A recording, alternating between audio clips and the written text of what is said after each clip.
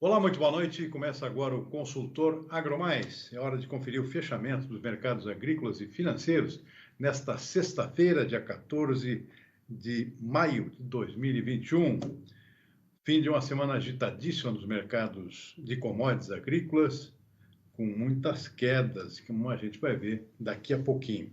Mas a gente começa o programa desta sexta-feira conferindo inicialmente o comportamento do mercado financeiro. O dólar fechou o dia em queda, 0,8%, R$ 5,27 a cotação da moeda americana. Na semana, a moeda americana observou aqui uma elevação de 0,8%, ou seja, o dólar ainda fechou em alta no saldo líquido da semana. Mas hoje foi dia de queda, 0,8%, conforme a gente está vendo na nossa ilustração. Índice Bovespa na B3 fechou em alta, 1 ponto percentual, mas na semana o saldo líquido foi levemente negativo, a queda de 0,1%, mercado praticamente estável no setor de ações, bolsas de valores. Lá fora, índice Dow Jones na Bolsa de Nova York fechou em alta, 1,1%. O dólar index fechou em queda, 0,5%, serve de referência também aqui para o comportamento do dólar aqui no Brasil, que em parte acompanhou esse comportamento do mercado internacional.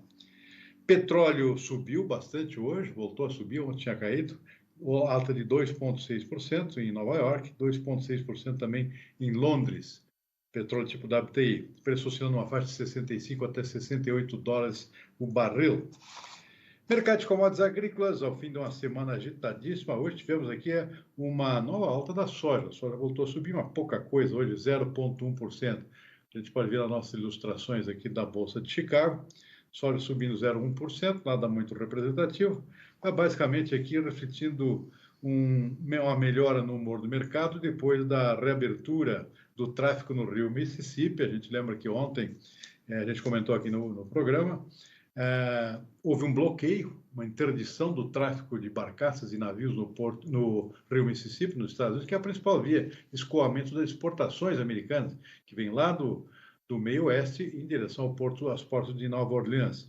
Houve esse bloqueio porque apareceu uma rachadura numa ponte que atravessa o rio, isso causou uma apreensão aqui de que a ponte pudesse cair. E aí ficaram represadas mais de 1.000 barcaças e alguns navios ficaram bloqueados lá, não puderam seguir em direção ao porto. Isso causou uma apreensão grande no mercado de grãos, principalmente soja, milho e também do trigo. E hoje isso foi liberado, o tráfego foi liberado, portanto a situação normalizou, a soja voltou a subir, mas o milho não teve a mesma sorte. O milho despencou de novo, ontem já caiu quase 6%, 5,6%, hoje mais 4,6%. Mercado do milho, além da reabertura da ponte e além de uma notícia positiva para o mercado, que foi a notícia de uma nova venda de milho americano para a China, quase 1.400.000 toneladas, 1.360 mais exatamente, seria um fator altíssimo para os preços, mas o milho seguiu sofrendo um processo forte de correção aqui, de realização de lucros, depois daquele relatório do USDA, o Departamento de Agricultura americano, divulgado na quarta-feira, que mostrou aqui uma tendência de recuperação da produção e dos estoques, tanto nos Estados Unidos quanto mundialmente, diferentemente da soja, para a qual o USDA sinaliza ainda uma manutenção de estoques apertados também em 2022, mesmo com recuperação da produção, em função de aumento da demanda, muito forte da demanda que está sendo esperada. Então, o milho voltou a refletir o quadro mais otimista em termos de produção e oferta para a nova temporada, voltou a cair, portanto, e o tombo foi feio. E acumulou uma queda na semana, contrato mais próximo de julho aqui, de 12,4%, e o contrato de dezembro, já referente à próxima safra americana, o tombo foi ainda maior, 14,8%, quase 15% de queda na semana, no saldo líquido da semana, no caso do milho. Isso se refletiu também aqui no nosso mercado interno, a gente vai ver depois. Trigo voltou a subir, tinha caído ontem, 0,8%, também refletindo o otimismo com a retomada do tráfego do cereal no rio Mississippi. E o arroz fechou com queda em Chicago de 0,5%, arroz em casca.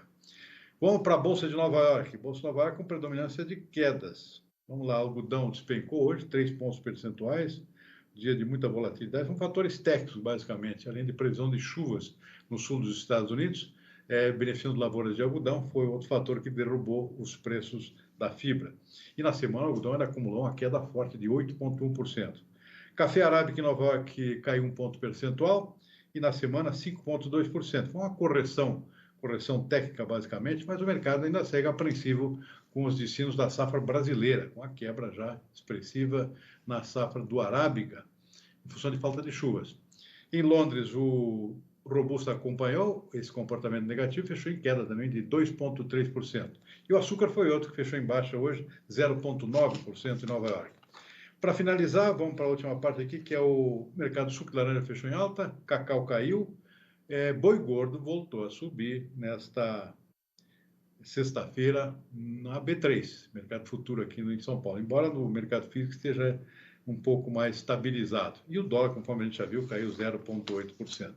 Muito bem, falei em boi, vamos em frente, porque esse é o assunto da nossa entrevista desta sexta-feira. Eu tenho a satisfação de conversar agora com o Iago Travagini Ferreira, que é consultor do mercado de pecuária para Agrifato Consultoria. Iago, muito boa noite, muito obrigado por atender mais uma vez aqui no nosso Consultor AgroMais.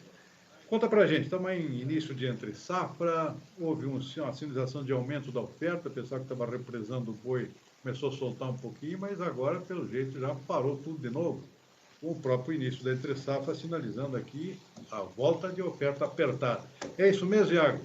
Muito boa noite, seja bem-vindo. Boa noite, Gilmar. Um prazer falar com você, falar com todo mundo aí. É um prazer sempre poder contar aí com a presença e poder falar aí com vocês. E bem, o que a gente está vendo agora, Gilmar, nada mais é do que um cenário mais calmo para o boi gordo, né? A gente veio aí janeiro, fevereiro, março, abril, sempre com a arroba alçando novos patamares. Em São Paulo, a gente via a arroba chegou a bater os R$ 320 no dia 12 de abril, né? E desde então, desde esse patamar que foi atingido, pelo menos no indicador CPEA, a arroba se desvalorizou, né? Então a gente saiu dos 320 e hoje a gente fala aí no patamar 310, R$ 315, um mercado que de certa forma respondeu a uma melhora relativa de oferta. Eu acho que o que a gente acredita aqui é que dentro dessa melhora de oferta é uma melhora muito tênue, é uma melhora que não acontece de uma maneira firme, então a gente não pode falar em uma mudança de perspectiva de oferta. A gente continua produzindo muito pouco carne nesse momento, a gente tem ainda um problema de oferta estrutural por conta do ciclo pecuário, mas também eu acho que o que a gente acredita aqui é que tem a readequação frigorífica nessa conta, né? Mais frigoríficos estão fechando ou dando férias coletivas ou pulando data de abate, e isso promove uma readequação frigorífica, diminui a necessidade para a composição de escala de abate, e isso faz esse preço dar essa recuada. Só que o cenário já está começando a se alterar. A gente vê alguns nuances que o mercado dá de que essa arroba pode voltar a se estabilizar e aí ir de volta aí para alcançar novos patamares. Estou vendo pelo próprio mercado futuro que eu vi hoje aqui, o boi subiu, embora esteja relativamente estabilizado no físico, mas está subindo no mercado futuro. Eu acho que já é essa sinalização, né, o Iago? Exatamente. O que a gente vê hoje no mercado físico, Silmar, é que existe uma dificuldade muito grande em você escoar a carne bovina. A gente sofre ainda muito para conseguir escoar a carne bovina a preços atrativos para o consumidor. Por conta de ter um consumidor descapitalizado, a gente enfrenta um problema de recessão econômica ainda por conta da pandemia. A maior dificuldade hoje para os frigoríficos, para os varejistas, é justamente dar vazão a essa carne que está sendo produzida. Mas o mercado futuro, indicando aí uma melhora nessa vacinação e na reabertura econômica, o mercado futuro já aposta que, de certa forma, a demanda interna vai melhorar, consequentemente o preço e a vazão da carne bovina vai conseguir ser mais rápido e mais forte, e dentro disso a gente teria sim um cenário de preços melhores, porque hoje o grande entrave para a carne bovina, para o boi gordo, na verdade, é a demanda interna. A gente ainda sofre, a gente não fala de preços a patamares ainda maiores do que os atuais, porque a demanda interna está travando a comercialização, né? A saída da carne. A oferta continua muito restrita, a gente tem uma exportação muito boa a níveis recordes, mas a demanda interna é o que trava todo esse mercado nesse momento. Mas com a perspectiva de melhora nesse médio prazo, os indicativos só tendem a melhorar para o boi gordo. Agora, exportação, falando de exportação aí, como é que você está vendo daqui para frente? Continua aquecido o mercado externo para a carne brasileira? Como é que está o cenário? Bem, no caso da exportação, o que acho que é importante ressaltar nesse momento é que a gente passa por um momento ímpar do dólar, né? A gente veio março, abril e até o início de maio surfando num dólar muito valorizado, de 5,60, 5,70. A gente teve aí no mês de março o maior dólar médio da história para o Brasil, né? Considerando o dólar em relação ao real, 5,64. Isso é muito bom para a indústria frigorífica. A tendência natural é que a gente consiga exportar grandes volumes, mas a gente tem um porém aí, que é essa questão do dólar. Se o dólar vem para 5,20 e mantém nesse patamar, automaticamente a nossa competitividade lá fora diminui, porque a gente não consegue melhorar o preço em dólar e mesmo assim conseguir ganhar mais em reais. Então, o dólar mais desvalorizado não é tão bom para as exportações. Mas, de maneira geral, principalmente pensando que a China ainda passa por problemas da segunda onda da PSA, né, da peste suína africana, a gente acredita que as exportações vão continuar muito firmes esse ano. A exportação é um driver muito importante para a gente dar uma vazão para essas carnes de melhor qualidade, digamos assim. Mas esse dólar aí e aonde ele se mantiver vai ser primordial para a gente falar em talvez em volumes recordes em 2021. A gente trabalhou pelo menos nesses 4 primeiros meses com volumes bem parelhos, né, ao que foi ano passado, mas para frente a gente acredita que sim, a gente vai manter um ritmo bom, mas para ser excelente, para ser melhor do que foi em 2020, a gente vai precisar justamente que esse dólar mantenha um nível aí talvez um pouco maior que esse 5,20. Se não mantiver, a gente vai ter um resultado talvez um pouco pior do que foi ano passado. Estados Unidos, Iago, vi que houve credenciamento de mais frigoríficos americanos agora, essa semana, inclusive, mais um frigorífico, uma unidade frigorífica do Mar Frig, lá no sul, credenciada para exportação para os Estados Unidos. Está sinalizando alguma coisa, alguma demanda maior pelos americanos? O que está de novo aí nesse mercado? Foi um mercado meio complicado, né? O mercado norte-americano sempre foi muito complicado para as nossas indústrias aqui, né? A gente sempre teve muita dificuldade, muito estabelecimento de cota máxima de exportação, só que desde 2019 a gente tem galgado aí um volume cada vez maior para os Estados Unidos. Esse comércio de carne bovina entre Brasil e Estados Unidos, a tendência é que aumente, a gente já está vendo números excelentes, os Estados Unidos até 2019 não figurava nem entre os 100 principais compradores da nossa carne, e hoje os Estados Unidos já está entre os 20 maiores. Então, e a cada mês que passa, eles estão comprando cada vez mais. Então, a gente vê que a sinalização norte-americana é de que eles precisam, de certa forma, se abastecer de carne bovina externa, uma carne talvez um pouco mais barata. Então, o que a gente vê é que o Brasil tem capacidade para atender essa demanda. A tendência natural é que sim, a gente veja volumes cada vez maiores sendo exportados para os Estados Unidos, mas pensando do ponto de vista político e comercial, acredito que isso vai ter que vir com uma segunda via ou uma compensação nesse jogo para o Brasil. Então, talvez a gente possa ver aí no futuro mais carne norte-americana vindo para o Brasil, ou uma via de mão dupla para que essa comercialização com os Estados Unidos se torne cada vez mais forte e mais ampla. E lembrando, né, que os Estados Unidos é um dos poucos países que teria força para competir e para dar um mercado consumidor externo de carne bovina brasileira, seria um dos poucos que poderia fazer frente à China. Então, é um possível país que a gente poderia diversificar nossas exportações e que teria talvez o mesmo volume de consumo chinês. Aliás, é importante mencionar também que um aval de importação pelos Estados Unidos sempre é uma espécie de credencial também para a abertura de outros mercados, já que se trata de um mercado muito exigente, né? Então, isso é bom, acaba ajudando também a abrir outras portas, aí, o Japão, Coreia do Sul, por exemplo, que são outros mercados exigentes. Tiago, para finalizar, como é que está a tua bola de cristal aí e a própria B3 sinalizando aí preço para entre safra? Como é que você está vendo? Bem, a gente entra agora no momento mais crítico, né, do boi gordo. A gente está saindo agora de um período de safra, né, assim, entrando e saindo ao mesmo tempo, que daqui 2 meses que a gente começa a ver a real magnitude do problema da oferta brasileira no período de entre safra. Então, de certa forma, o que a gente acredita é que, pelo menos pelos próximos 15 dias, pelos próximos meses, aí, a gente ainda veja muito animal de pasto chegando para ser abatido. A gente tem um problema do ponto de vista de oferta aí por conta das pastagens, né? Esse ano a gente vê um problema de chuva no Brasil, isso afetou as pastagens, o aspecto nutricional foi dificultado nesse ano por conta dessa falta de chuvas.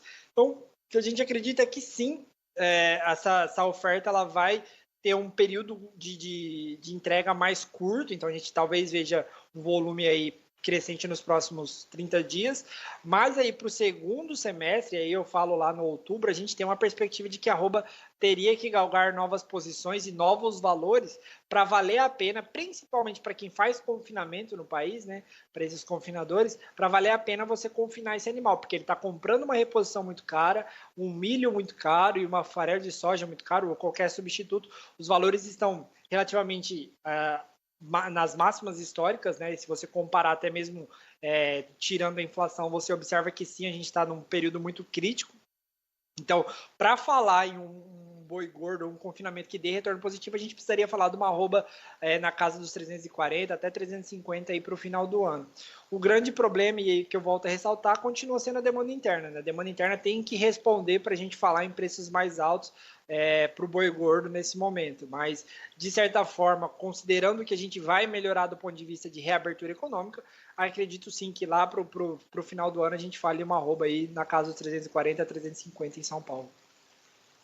Muito bom, meu churrasco vai ficar mais caro, mas o pecuarista pelo menos vai ganhar dinheiro e ser bom para o Brasil todo.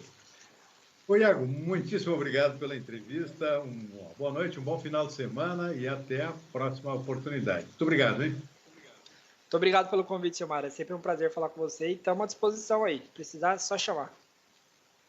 Obrigado, hein? Muito bem, vamos lá, vamos em frente com o nosso consultor AgroMais. Então, uma conferida rápida no mercado físico, está aí agora o fechamento do mercado interno de soja nesta sexta-feira, preço praticamente estável, com algumas quedas também, refletindo aqui o comportamento de Chicago, que ficou praticamente estável, e a queda do câmbio, queda do dólar 0,8%, acabou afetando os preços internos. Porto Rio Grande 179, não alterou, Paranaguá 175, também não mexeu. Interior, em Passo Fundo, Rio Grande do Sul, 175, também estável. Cascavel, 169, também não alterou. Rondonópolis caiu R$ 4,00 para 170. Estamos falando aqui de mercado físico disponível, mercado de lotes, né? Rio Verde, em Goiás, caiu R$ 3,00 para 170. Dourado, Mato Grosso do Sul, ficou em 164 pela saca de 60 quilos. Muito bem, vamos em frente. A situação do milho continua preocupando aqui o mercado consumidor, que são os criadores de suínos e aves. E hoje a BCS, a Associação Brasileira de Criadores de Suíno, pediu aqui para o governo a isenção de PIS e COFINS para facilitar a importação, baratear a importação de milho destinado à alimentação animal, para dar uma aliviada aqui no abastecimento interno, já que os preços estão altos e a oferta está curta também de milho para a ração animal. O ofício, que conta com o apoio de 12 entidades estaduais, foi encaminhado à ministra da Agricultura, Tereza Cristina, e pede a suspensão da cobrança de PIS/COFINS do milho importado destinado à alimentação animal até dezembro deste ano. A entidade solicita uma atenção especial da pasta, tendo em vista a ampla especulação e a alta do preço do milho e do farelo de soja em todas as regiões produtoras. Estes insumos são responsáveis por cerca de 80% do custo operacional total. Segundo a associação, a falta de auxílio do governo neste momento pode afetar significativamente o preço dos produtos ao consumidor final, bem como a sobrevivência de alguns produtores rurais e pequenos frigoríficos no interior do país. Ainda no documento, a entidade reforça a necessidade de retornar à linha de retenção de matrizes no Plano Safra 2021-2022, com concessão de limite de crédito de R$ 2.500.000 por beneficiário, como forma de atender aqueles suinocultores que passam por dificuldades em relação aos seus custos de produção. E os produtores rurais do Rio Grande do Sul se preparam para o início do plantio de uma nova safra de trigo. E a perspectiva é extremamente otimista. Os preços estão bons, os produtores estão animados, tendência de um grande aumento na área de plantio nesse estado, que é o segundo maior produtor nacional. E pode até se transformar no primeiro esse ano, porque, pelo jeito, a área vai aumentar muito. É o que nos contou hoje à tarde, numa entrevista que eu fiz aqui no outro programa, o programa Agrimercado, com o coordenador da Comissão de Trigo da FARSUL, Federação da Agricultura do Rio Grande do Sul, Hamilton Jardim. Realmente confirma uma expectativa de grande aumento na área. Vamos ver. Eu acredito, Silmar, que nós vamos ter um grande incremento de área, superior ao que o mercado nesse momento está projetando, pode acreditar nisso. Eu tenho certeza absoluta que nós vamos chegar aí uma área de 1.150.000, não se surpreendam se chegarmos a 1.200.000 hectares, impulsionados por excelente safra de verão e principalmente pelos preços hoje praticados, Silmar, que hoje o moinho está pagando praticamente R$100 lá na porta do moinho.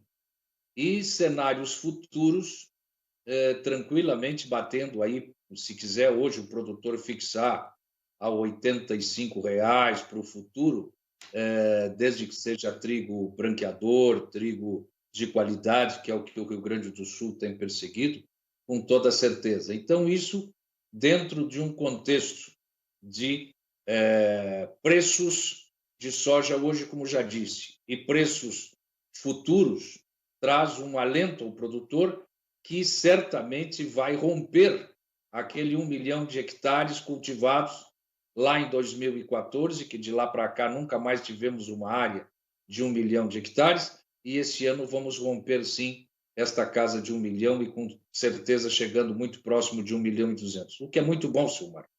É muito bom porque nós temos aí uma dependência muito forte de outros mercados, principalmente da Argentina, e isso vai trazer um alívio até para as contas públicas, gerando emprego, gerando renda e trazendo um cenário de grandes oportunidades para o produtor e ocupando as terras ociosas do Rio Grande do Sul, comparados com o que se planta no verão versus o que se planta no inverno.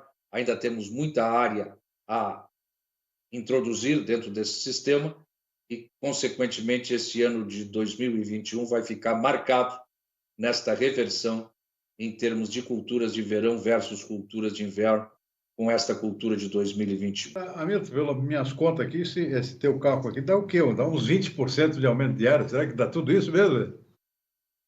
Pode acreditar que vai dar. Vocês vão ter uma grande surpresa.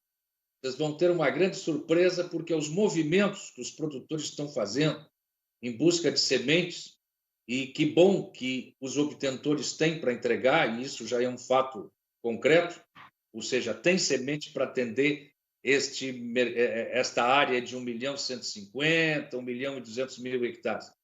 Então, não se surpreendam se ali, no final de julho, quando estiver totalmente concluído o nosso plantio, porque aqui o plantio começa agora pelo dia 20 de maio, portanto, a semana que vem, e se estende até o final do mês de julho, nós, após os agentes validadores de área, CONAB principalmente, Emater e tantas outras entidades que trabalham com isso, inclusive a Federação das Cooperativas e a própria Comissão de Trigo da Farsul, entregar esta área para o mercado, que vai ser muito bom. Não se surpreendam com isso, não. Ele comentou também sobre um projeto aumento de áreas de cultivo de outras culturas também, além do trigo, na parte do inverno, no inverno gaúcho, onde hoje a área é muito pequena. Então, a tendência de aumento, por exemplo, da área de cevada forrageira, triticale e também aveia branca, que é a perspectiva de aumento e que tem espaço para isso acontecer. Muito bem, vamos em frente aqui. A agropecuária brasileira foi reconhecida por sua sustentabilidade na Convenção Quadro das Nações Unidas. Vamos ver a notícia. No documento que faz referência ao Brasil, são citados o Sistema de Integração Lavoura-Pecuária-Floresta como responsável por contribuir com a segurança alimentar e o desenvolvimento socioeconômico, a agricultura de precisão e a tecnologia baseada em ciência, que elevaram a produtividade e reduziram em 50% o preço dos alimentos, contribuindo com a segurança alimentar, o desenvolvimento sustentável e a renda dos agricultores.